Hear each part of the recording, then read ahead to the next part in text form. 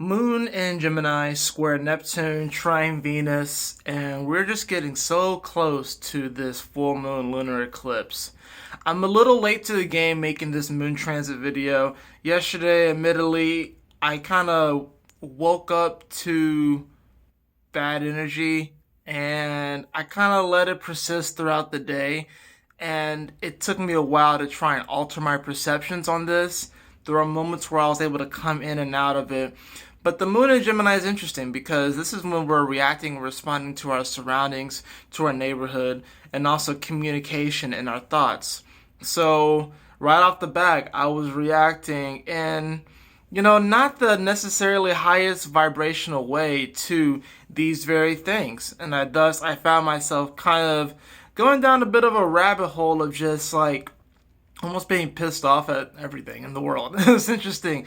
Maybe you experienced this, but I think a lot of this also has to do with the fact that we are leading up to this full moon lunar eclipse in Cancer, and this is going to be very intense because this is the beginning of the changing the rest of your life. This whole weekend, Friday, Saturday, Sunday, going into Monday too. We have so many energies that are happening here. We got the full moon lunar eclipse. We have the Pluto-Saturn conjunction. We have Uranus going direct. Are you ready for your life to shift in a super powerful way? What's happening though with this moon in Gemini though is that we do get the square over to Neptune, which is direct, of course. And of course, this is going to be, not everyone's going to see your vision. Not everyone's going to understand your dreams and your passions and stuff. And they're going to start communicating things to you that make you start to doubt yourself. But then of course you get the trine over to Venus. So even though there's going to be certain people that are communicating doubts to you, and you may start to reflect these doubts and start communicating it to yourself, then you'll get that trine to Venus, meaning that you will actually create relationships of people that do get what you're trying to do, that do understand you and understand you at a foundational level, and they're going to support your dreams and your visions. So this is a very beautiful thing. We just have to hold out a little bit longer because there's going to be such a big release with this weekend coming up. So really a lot of the stuff that's happening right now around us is very petty, and it's just going to be a distraction, trying to knock us off our game, trying to knock us off our path, and you have to stay true to who you are. This is also a time with the moon in Gemini where our reading comprehension has to get better. It has to get better. Do you remember taking reading comprehension in school? Do you remember that being a part of the test? To be fair with me, reading comprehension wasn't always my strongest suit, despite the fact that I was an English major. It wasn't necessarily my best thing. I'm more of a writer and a creative. But the reading comprehension goes beyond reading someone's words and trying to take them for face value. You got to be able to read in between the lines. You got to do a close reading of this. It's checking out the vibration of not only someone's words, but their actions if they back up those words. And of course, the subtle realities. Our reading comprehension has to increase right now because there are going to be situations that appear right now in conversations where you're going to have to look deeper. You're going to have to look deeper, and I know people are going to be like, oh, come on, Astro, and not everything has a deeper meaning. I'm a Scorpio, okay? In the 12th house, everything has a deeper meaning, all right? Everything has a deeper meaning. That's never going to change. So if you increase your level of productivity as far as reading comprehension, you're going to be able to read situations.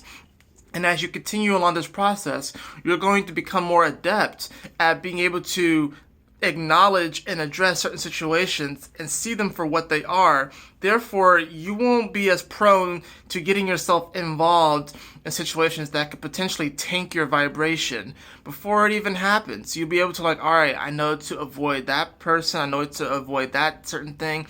I know to not let that knock me off my game because you're becoming more adept at reading situations because it's not just the readily apparent to us that's important. We got to look at the vibrations and the frequencies behind these situations, these peoples, these conversations that we're having. But essentially, the energy is just revving up even more so. But the nearly full moon in Gemini, there's definitely going to be a lot of hyper reactivity when it comes to other people and conversations in our mind. We can really wig ourselves out and freak ourselves out if we allow every single thought that comes through and we give it we give it a pedestal, and then we just proliferate these certain thoughts because they'll just keep going and keep becoming more intense. But these are really just all of our perceptions. So sometimes we want to avoid uncomfortable situations or avoid uncomfortable thoughts, but really it's within this uncomfortability where we can actually transmute the energy and work it out to our favor.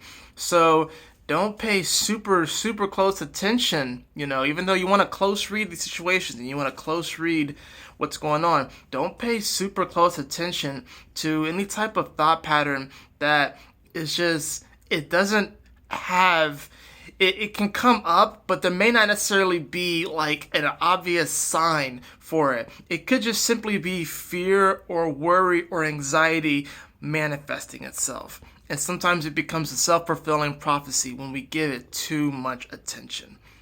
There is something else that is far more important, and that is your creative power and your creative force and your ability to just go about your spiritual journey the best way that you can and to be uncompromisingly yourself, uncompromisingly on your game, and unapologetically following your spiritual journey, which is unlike anyone else's. And yes, you will meet up with certain individuals along the way. People will come in and out of your life based off of their frequency and their vibration and how they kind of fit into your overall vision. But ultimately, you got to stay true to yourself. Moon in Gemini, square Neptune and trine Venus. We're getting a lot closer to this eclipse. I'll see you all very, very soon. Until then, peace, guys. Love y'all. Take care.